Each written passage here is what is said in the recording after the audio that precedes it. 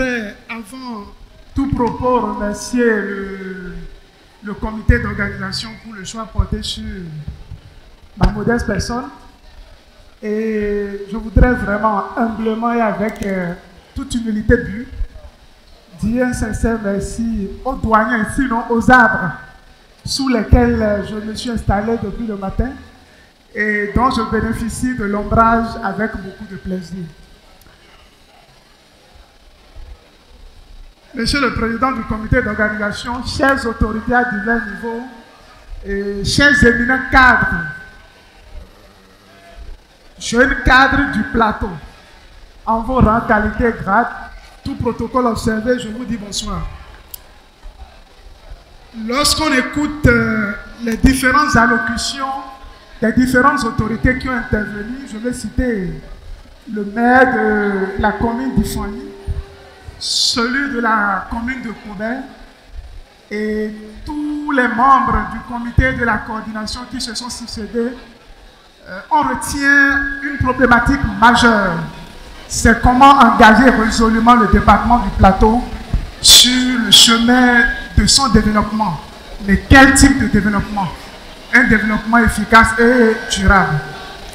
Et lorsqu'on a la chance d'écouter avec du plaisir la genèse de ce département présenté par le douanier, c'est avec beaucoup de légitimité qu'on doit se poser la question, jeunes cadres que nous sommes, quel rôle nous sommes appelés à jouer pour éviter le statu quo? Qu'est-ce que nous sommes censés faire pour changer les choses? Et je pense que c'est à juste titre que le comité d'organisation a voulu que cet échange puisse avoir lieu à travers le thème émancipation socio-communautaire du département du plateau. Quelle action des jeunes cadres du plateau à l'endroit des enfants vulnérables que nous avons dans le département. Je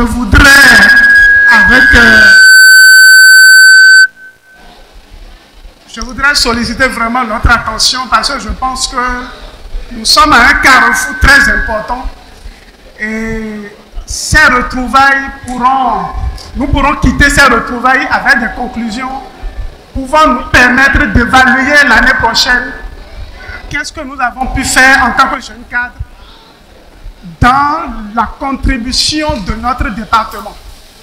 Et je pense que par rapport à cela, je voudrais que chacun puisse participer activement. Je ne veux pas faire une communication, je le dis, je vais juste faciliter les échanges. Donc nous allons ensemble poser des questions auxquelles on va trouver efficacement des réponses. Alors, parlant de la situation des enfants du Bénin en général, et pour revenir à ceux du plateau, on commence déjà par questionner les différents documents politiques qui existent au niveau national. On se rend compte que le gouvernement, conscient de ce que la situation des enfants n'est pas les plus reluisante au Bénin, a ratifié plusieurs accords. Je voudrais faire attention ici à la Convention des droits des enfants, une convention auquel le gouvernement béninois a souscrit en 1989 et qui s'est traduit à travers la volonté réelle du gouvernement,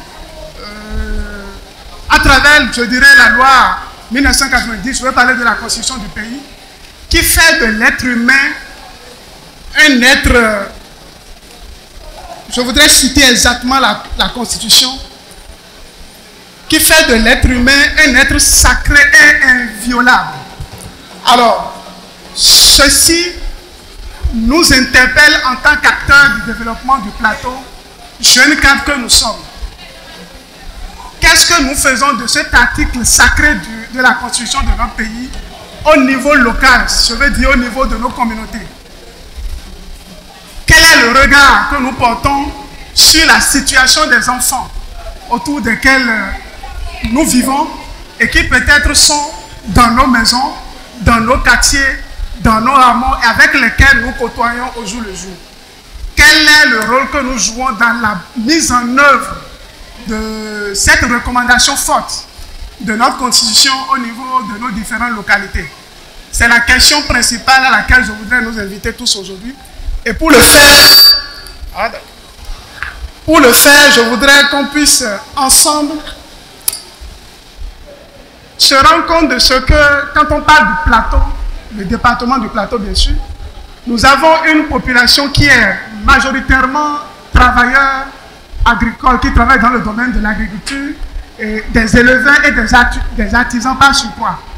Alors, lorsqu'on a de cette population qui tire sa ressource de cette culture, sinon de cette réalité culturelle, lorsqu'on va questionner le changement climatique avec tous ces corollaires, on doit se rendre à l'évidence de combien de fois aujourd'hui les populations du plateau en général et surtout les enfants, sinon les familles y afférentes, deviennent de jour en jour vulnérables du fait que la terre ne donne plus la promesse qu'on attend et qu'on connaît d'elle.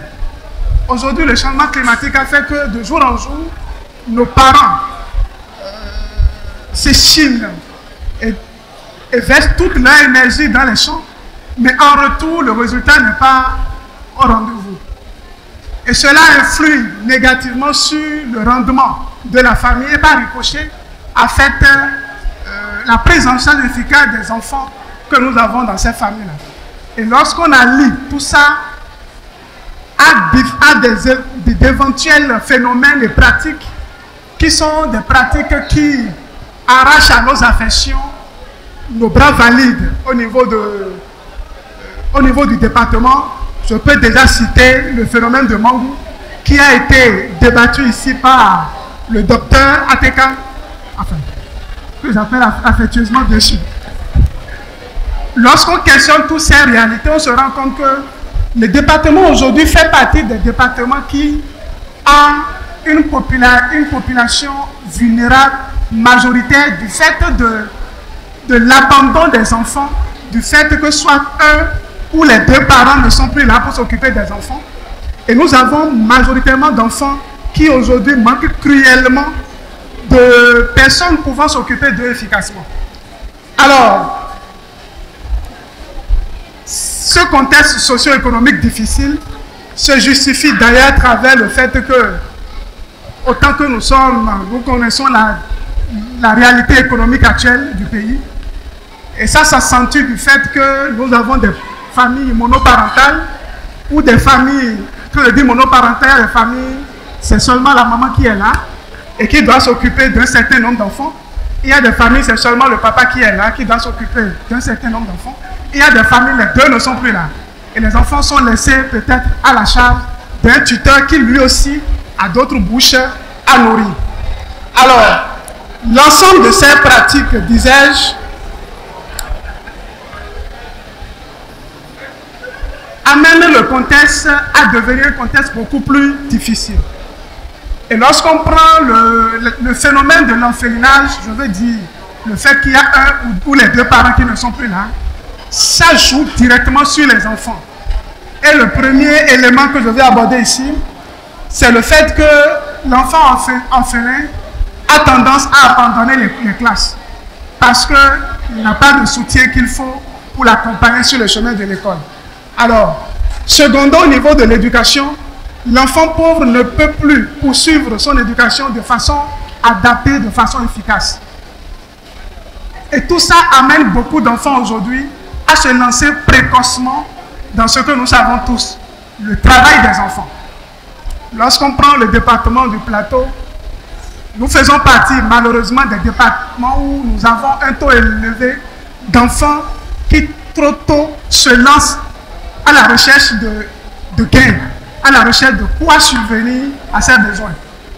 Et lorsqu'on est dans ce département et qu'on est jeune cadre, il est vraiment important qu'on puisse se poser une question.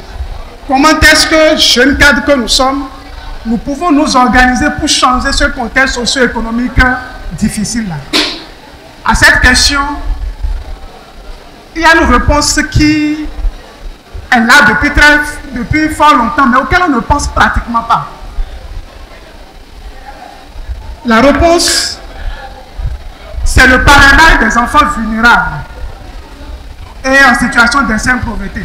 Quand je dis parrainage, tout de suite, ça peut...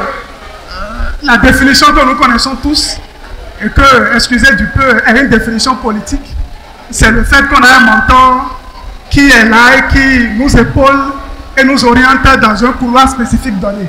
Mais je voudrais qu'on puisse comprendre le parrainage ici dans un sens beaucoup plus social. Parrainage ici dans un sens beaucoup plus humanitaire. Parce qu'aujourd'hui, le département du Plateau est à un carrefour. Et si nous ne faisons rien, nous risquons d'aller vers, nous risquons d'entretenir ce que je voudrais appeler ici une bombe à retardement. Parce que aussi longtemps qu'on ne va pas travailler des enfants d'aujourd'hui pour faire d'eux des citoyens nouveaux, ayant une connaissance aiguë de leurs devoirs, mais aussi de leurs droits, et qui participent activement au développement du pays, nous allons continuer à entretenir, à nourrir des bouches, mais de jour en jour, ces bouches seront en train de s'augmenter, et du jour au lendemain, on risque de se retrouver avec des bouches qu'on ne pourra plus nourrir efficacement. Et le peu que nous aussi nous avons aujourd'hui en tant que jeunes cadres risque d'être mis en cause. Alors, le parrainage ici doit être compris comme une façon d'offrir de meilleures perspectives à un enfant vulnérable, se trouvant dans des situations difficiles et ayant des besoins spécifiques donnés. Autrement dit, le parrainage ici doit être vu comme un engagement des jeunes que nous sommes à permettre à ce que nous puissions développer des relations avec des enfants vulnérables afin de nourrir leur confiance en soi et de leur permettre aussi de grandir, mais de façon efficace. Alors, pourquoi le parrainage? On peut se poser cette question. Pourquoi voulons-nous vraiment parrainer les enfants? Après, bon, la preuve est que ce ne sont pas nos enfants. On peut se dire, chacun s'occupe de ses enfants et ça passe. C'est bien cela, c'est possible. Mais pourquoi parrainer les enfants aujourd'hui? Je voudrais attirer notre attention sur un fait. Lorsque nous voyons un enfant en difficulté aujourd'hui, et que nous refusons, sinon nous faisons comme si de rien n'était, c'est que nous courons le risque de mettre aussi notre quiétude en difficulté dans l'avenir. Je m'explique. Lorsque nous passons notre temps à travailler, à s'occuper de nos enfants, et qu'on a fini par bâtir notre vie telle qu'on le désire, avec tout ce qui va, tout ce qui l'entoure, tous les corollaires et autres, demain, ces enfants abandonnés aujourd'hui et qui manquent cruellement de moyens vont chercher les voies et moyens pour subsister. Et s'ils ne trouvent pas de moyens, ils risquent de se donner à tous les moyens. Je ne veux pas vraiment citer. Quand je dis tous les moyens, vous savez ce que je suis en train de dire par là. Ils vont se donner à tous les moyens. Mais tous ces moyens risquent demain, pendant qu'on sera en train de se reposer dans notre paradis, risquent de nous empêcher de dormir parce qu'ils seront désormais des délinquants, je mets en griffe, des cas sociaux qui finiront maintenant par frapper à notre porte. Et pendant qu'on est appelé à se reposer parce qu'on a travaillé tout le temps pour acquérir nos richesses, on se verra en face d'une difficulté dont on a contribué, une difficulté dont on a été co-auteur, sinon même auteur même de cette difficulté-là. Et c'est pourquoi aujourd'hui, il est très important pour jeunes cadres que nous sommes de se questionner sur pourquoi parrainer les enfants. Je voudrais nous donner deux raisons fondamentales. Il y en a tellement que je ne vais pas tout citer, mais j'ai fait quand même un résumé de deux raisons fondamentales. Première raison, aujourd'hui et plus que jamais, nous devons parrainer les enfants juste pour tendre la main à ces nombreux enfants vulnérables et à risque de violences faites aux enfants qui nous côtoient au jour le jour, qui viennent nous demander de l'argent pendant qu'on bataille des verres dans les buvettes, qui viennent frapper à nos vitres pendant qu'on est dans les feux, qui viennent même quémander pendant qu'on est à la maison, frapper à nos portes. Nous devons tendre la main à ces nombreux enfants-là, afin de leur donner une chance de s'épanouir et de construire eux aussi leur avenir. Comme ça, on est sûr que demain, on sera moins embêté. Deuxième raison fondamentale. Alors, nous devons parrainer les enfants aujourd'hui pour agir durablement contre la misère et la pauvreté à travers l'éducation des enfants et des adultes moteurs de développement au sein de leur famille d'abord, au sein de leur communauté, au sein de leur département et par ricochet au sein de notre pays. Ces deux raisons fondamentales, je pense, sont des raisons assez suffisantes qui nous amènent aujourd'hui à se poser des questions en tant que jeunes cadres. Comment est-ce qu'on est en train de s'organiser pour vraiment changer la donne, pour que l'émancipation du plateau dont nous rêvons à travers la thématique que nous lisons depuis le matin ne soit vraiment pas une illusion.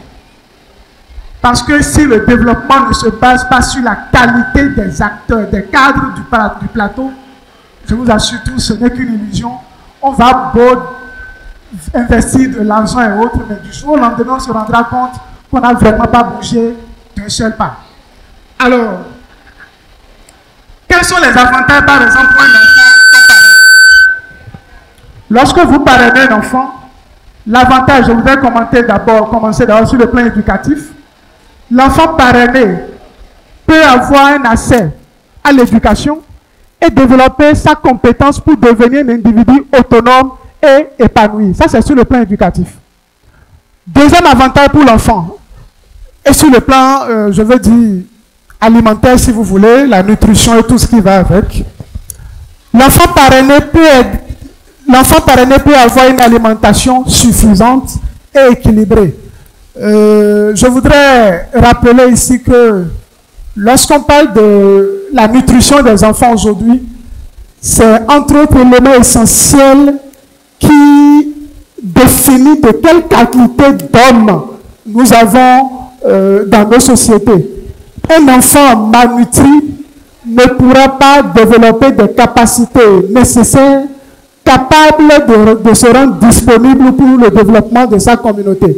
Donc, sur le plan alimentaire, nous avons aussi un devoir à faire, et c'est en cela que l'enfant parrainé bénéficie d'une aide qui lui permet d'avoir une alimentation suffisante et variée. Sur le plan, je dirais, moral, sinon réconfort, l'enfant parrainé reçoit de l'attention, ce qu'il n'a pas eu parce qu'il a perdu un de ses parents, ou bien les deux. Il reçoit de l'attention, il reçoit de l'encouragement, de l'affection, de la part de son parrain ou de sa marraine, ce qui lui apporte un soutien moral important. Vous savez, lorsque vous perdez le moral, c'est que vous avez tout perdu dans la vie. Et donc, ce soutien est tellement important pour ces enfants, pour éviter que les enfants dans la rue ne s'augmentent au jour le jour et qu'on ne soit obligé de faire face à ces cas-là juste à travers nos gestes de solidarité passagère. Ce n'est pas efficace. Sur le plan, je dirais médical, sinon sanitaire, l'enfant parrainé bénéficie aussi, d'accord, d'un accès aux soins médicaux de qualité. Parce qu'il n'est plus appelé à aller acheter n'importe quel comprimé quand il est malade. Il y a son parrain qui est là, qui le suit et qui lui donne des soins appropriés. Alors, quel est l'atout qu'on peut trouver? Quels sont les atouts probables qu'on peut trouver en parrainant un enfant? Et je parle d'atouts pour ce qui concerne même le département du plateau. Lorsque vous parrainez un enfant, le premier atout, c'est que vous aidez l'enfant à grandir grâce à un soutien affectif, moral, éducatif et sanitaire, en vue de lui donner de la possibilité de construire un avenir, je veux dire son avenir. Le deuxième atout important, en parrainant un enfant, c'est que vous accompagnez cet enfant une partie de sa vie. Vous lui permettez, d'apprendre à se cultiver, à s'exprimer, à prendre confiance de lui et à maîtriser son environnement. L'aider, apprendre à se cultiver, c'est que vous l'aidez à avoir une éducation digne du nom. L'aider à s'exprimer, vous l'aidez sur le plan du leadership. L'aider à prendre confiance de lui-même, la maîtrise de soi. Et l'aider à maîtriser son environnement, c'est faire de lui un citoyen qui participe activement au développement de sa communauté, de sa localité, de son département et de son pays. Alors, troisième atout qu'on peut tirer du parrainage d'un enfant, c'est qu'au fil des années, lorsque vous accompagnez un enfant pendant une période, vous permettez à cet enfant de devenir un adulte responsable, autonome, capable de participer à son tour au développement de sa communauté. Je l'ai dit tout à l'heure. Alors, souvent, lorsqu'on parle de parrainage, la question qu'on se pose est qu'il faut être millionnaire avant de parrainer un enfant. Je vous assure tous, c'est une mauvaise lecture du parrainage. Et je vais vous dire, qui peut parrainer un enfant? Un individu peut parrainer un enfant, par exemple. Et le parrainage ne constitue pas à donner toute une fortune à un enfant. Nous savons ce que coûte la scolarité d'un enfant aujourd'hui.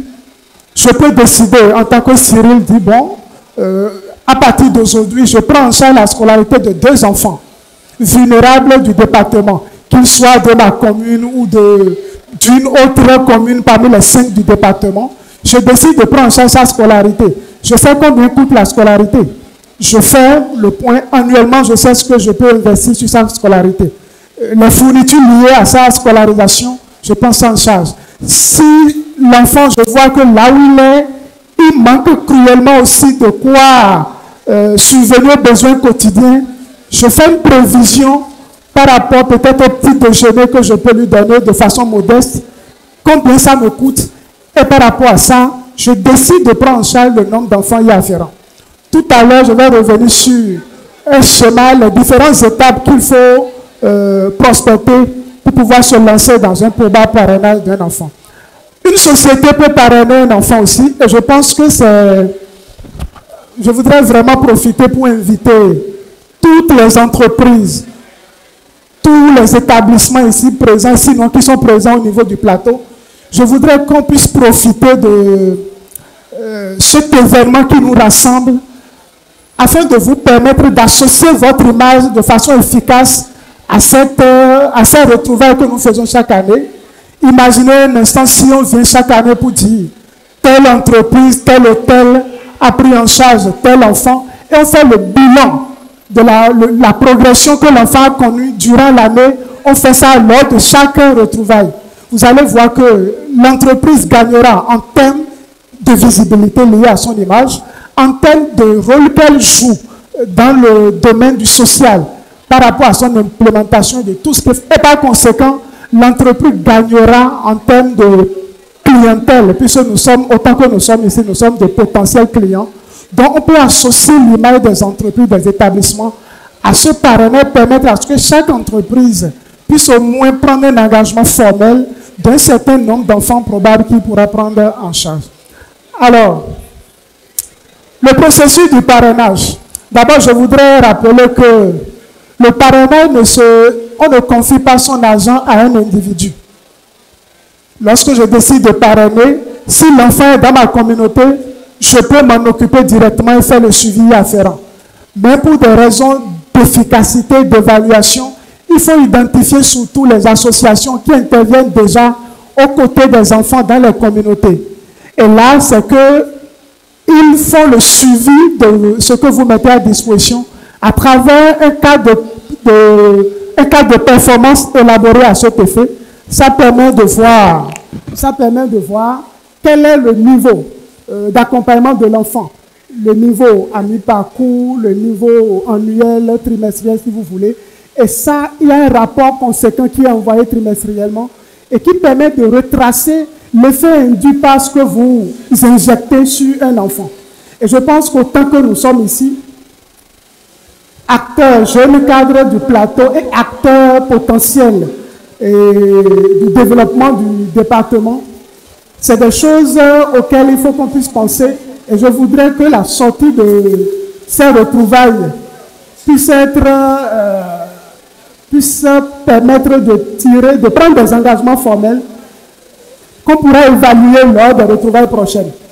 Ça, je pense que c'est un défi que je lance comme ça et auquel on doit pouvoir répondre tous. Mais comment vraiment... quel est le processus du parrainage? Je disais tout à l'heure qu'il faut s'inscrire auprès d'une association qui intervient dans la communauté auprès des enfants et qui est reconnue compte tenu de ce qu'elle fait déjà et de sa présence effective sur le terrain. Secondo, lorsque vous vous inscrivez, ils pourront mettre à disposition un cadre formel qui retrace les différentes étapes de ce que vous voulez faire afin de permettre à ce qu'une évaluation conséquente soit faite de vos gestes de façon périodique, tel que je l'ai dit tout à l'heure.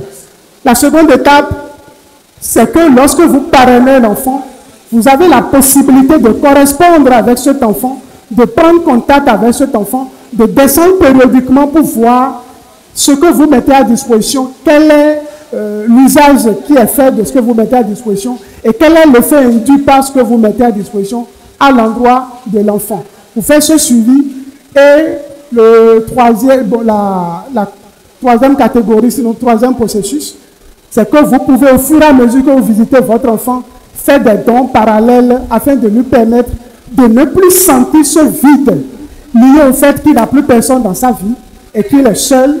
Je vais peut-être dire quelque chose qui va vous choquer. Lorsque je vois la situation de l'artiste Diacoman, vous savez, je me dis, on pouvait éviter qu'on en arrive là que d'attendre que les choses se passent et de jouer sapeur-pompier. Je pense qu'on pouvait vraiment être prévoyant, que d'éviter chaque fois que les enfants ne puissent s'exposer, quitte à mettre même l'image du pays en difficulté et qu'on ne vienne pas après maintenant pour réparer. Je pense que jeunes cadres que nous sommes, on doit réfléchir de sorte à prévenir que de guérir. Et pour cela, nous devons éviter que des jours à venir, de probables cas de décommand ne puissent continuer encore par sortir de nulle part au point de susciter l'engouement qu'on a vu autour. Je pense que cet engouement, on peut le manifester autrement en anticipant, en préparant des citoyens nouveaux, des citoyens capables de s'auto-prendre en charge parce qu'on aurait réussi à les accompagner sur ce chemin-là. Alors, lorsque vous investissez sur votre enfant, je veux dire votre parrain, quel est l'avantage que vous tirez en tant que parrain? Quel est l'avantage que vous tirez en tant que parrain en investissant sur un enfant? Le premier avantage, lorsque vous investissez sur un enfant, vous ressentez un sentiment de contribution positive qui permet de sortir un enfant d'une précarité. Pour nous qui sommes dans le domaine des organisations, enfin, du développement communautaire, on dit qu'il n'y a pas de meilleure façon de se rendre utile que d'investir dans la vie d'un être humain. Et donc, en tant que parrain, lorsque vous investissez dans la vie d'un enfant, vous ressentez ce plaisir-là d'avoir contribué à sortir un enfant de la précarité. Second avantage que vous avez, vous affirmez au sein de votre communauté votre sens de responsabilité. Il n'y a pas de meilleure manière d'affirmer son sens de responsabilité que de pouvoir vraiment contribuer à l'éclosion des futurs cadres de cette communauté-là. Troisième avantage que vous pouvez tirer, en investissant sur un enfant, c'est que vous participez à la croissance d'une société plus équitable et par conséquent d'un département du plateau plus équitable qui est capable d'affronter les défis liés au développement au niveau du pays. Quatrième avantage, en parrainant un enfant, c'est que vous contribuez à la diminution des risques de maltraitance, les risques d'abus, les risques d'exploitation des enfants. Vous voyez aujourd'hui, beaucoup de parents envoient leurs propres filles en mariage, pas parce qu'ils en ont l'envie, mais parce qu'ils n'ont plus d'autre choix. Parce qu'ils se disent, ils n'ont plus de quoi subvenir aux besoins de ces enfants. Et ils trouvent que c'est mieux d'aller le loger chez quelqu'un qui pourra s'en occuper et on s'en débarrasse. Alors qu'il n'y a pas de meilleure manière de crucifier l'avenir d'un enfant que de le mettre précocement en mariage.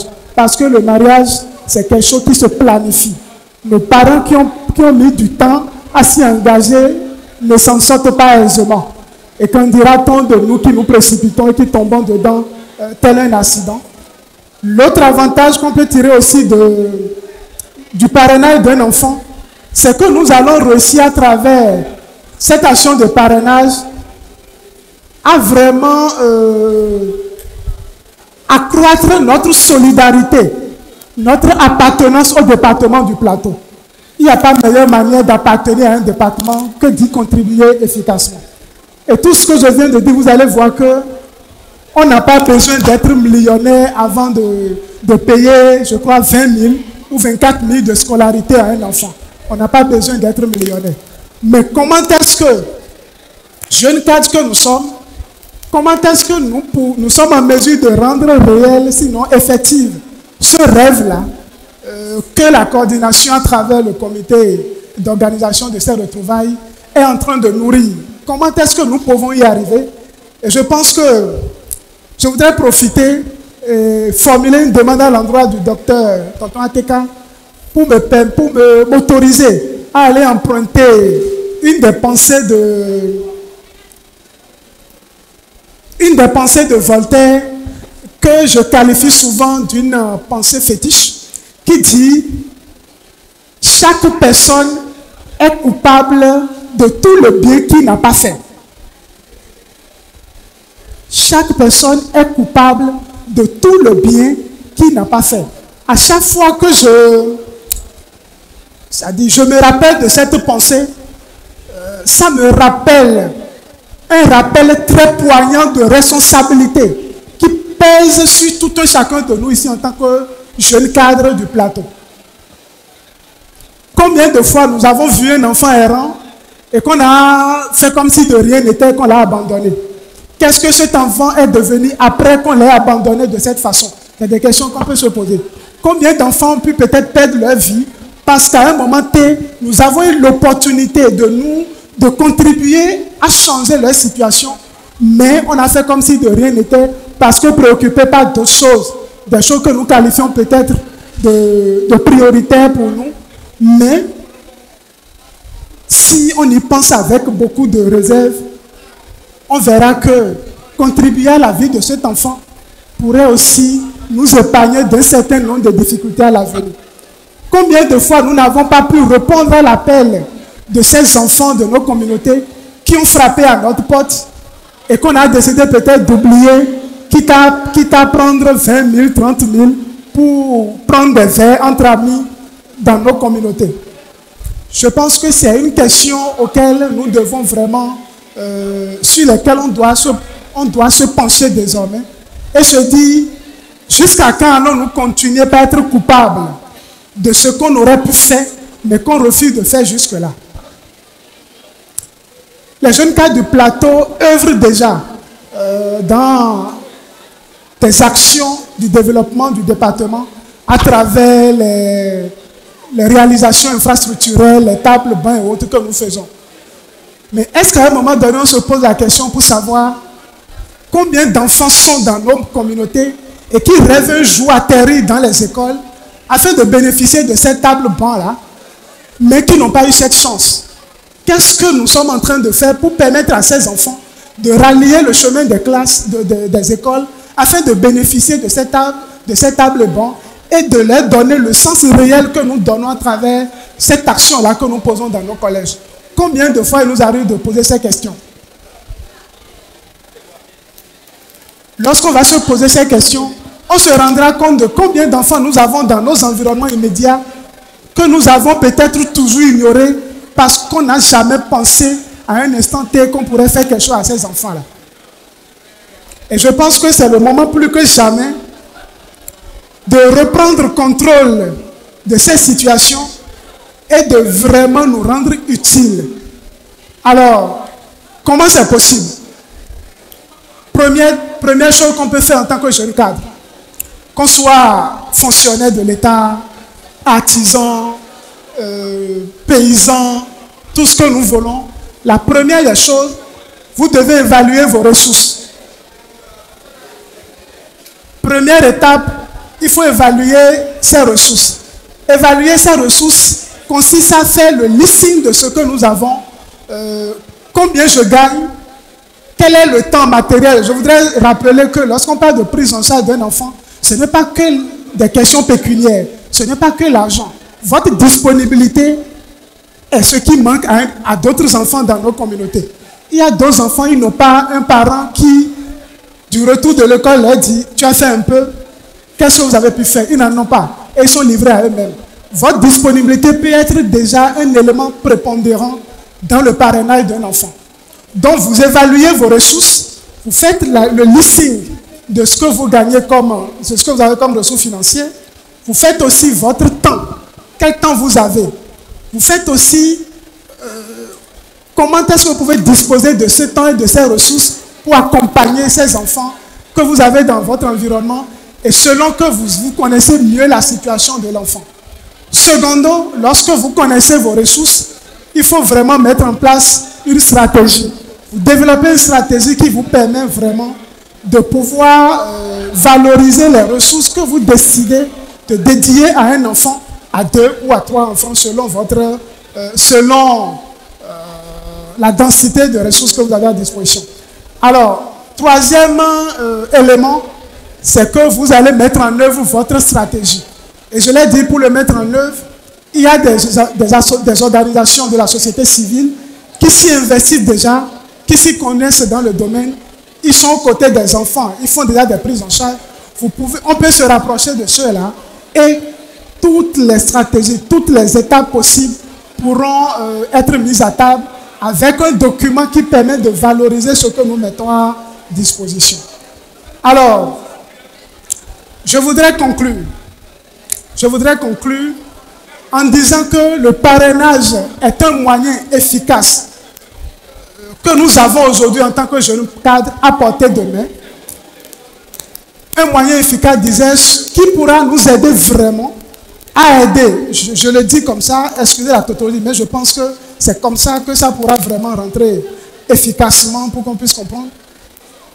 C'est un moyen efficace que nous avons qui pourra nous aider à aider en retour les enfants vulnérables de nos départements qui, il faut l'avouer, de jour en jour se multiplient, de jour en jour s'augmentent, de jour en jour font face à des difficultés qui dépassent même leur quotidien et qui les exposent davantage.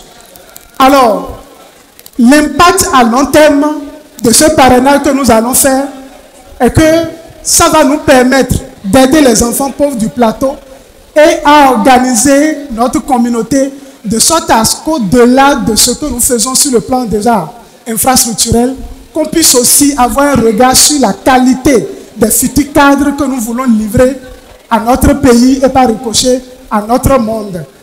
Alors, je voudrais finir en disant que le parrainage des enfants, oui, nous pouvons le faire.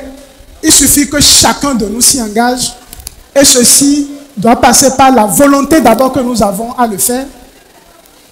Et cette volonté, nous l'avons tous, à moins qu'on décide de ne pas la mettre au service de notre département. Je m'en voudrais de ne pas vous remercier de votre aimable attention. Bon, Madame Evelina, donc venez avec moi. Venez avec moi, vous avez juste 5 minutes pour compléter ce que notre frère Cyril a dit. Ça va permettre de donner d'autres détails parce qu'on n'en avait pas. Des émancipations socio-communautaires du département du Plateau. Des jeunes cadres à l'endroit des enfants vulnérables. Ok, des jeunes cadres à l'endroit des enfants vulnérables. Au fait, j'aimerais ajouter un petit volet. Et aujourd'hui, le Plateau bénéficie d'un projet appelé projet d'inclusion des jeunes et qui prend en charge les peu ou pas instruits. Les peu ou pas instruits. Monsieur a développé plus le volet des instruits. Mais ce projet est dans tous les départements du Plateau. Et Ifayi, Sakete, Adjawere, Kobe et Kete. Qu'est-ce que le projet fait? Le projet prend en charge les peu ou pas instruits. C'est que ceux qui sont allés un peu seulement à l'école et ceux qui ne sont pas du tout allés à l'école. Et c'est à travers l'ANPE. Tout le monde connaît l'ANPE. Ils doivent aller s'inscrire. Ils doivent aller. C'est une opportunité. C'est pourquoi je veux compléter. Ils doivent aller s'inscrire au niveau de l'ANPE, au niveau de la mairie. Parce que au niveau des mairies, maintenant, il y a au moins un représentant de l'ANPE qui est là, qui les prend en charge. Et après, l'État les octroie. Au moins, le minimum, c'est 200 000 pour se prendre en charge. Le projet se tourne actuellement. Et en dehors de ceux qui sont instruits, sensibiliser nos frères qui ne sont pas instruits à aller s'inscrire. Et de même, en plus, il y a aussi ceux qui ont appris n'importe quel métier. Et le projet les prend en charge et les envoie au moins dans les instructions et les grandes instructions des centres industriels au niveau de Glodjibela. Donc, il faut vraiment que nous sensibilisions nos frères et sœurs à y participer. Et puis, l'État a mis en application aussi des facilitateurs qui les accompagnent de la formation jusqu'à l'obtention de la subvention. C'est une subvention non remboursable de 200 000. C'est non remboursable de 200 000. Et aujourd'hui, au moins, il y a un certain nombre qui ont été choisis, qui ont été sélectionnés dans toutes les communes. Il y en a bénéficié au moins de 48 PPI. Et Sakete, pas moins de 29. Et Adjawere, 23. Et jusqu'à Ketou. Donc, c'est ce petit volet que j'aimerais compléter pour le volet de... Merci, Madame Evelyne Adon. Ben, vous pouvez laisser vos contacts pour qu'on puisse vous joindre. Ça va permettre de ne plus faire beaucoup de tracasseries. Bon, messieurs les maires, voilà les 3 différentes communications. Merci au docteur Ilalou. Merci à monsieur Elegbede qui nous a rappelé l'histoire du plateau. Maintenant, merci à monsieur Massa, le jeune.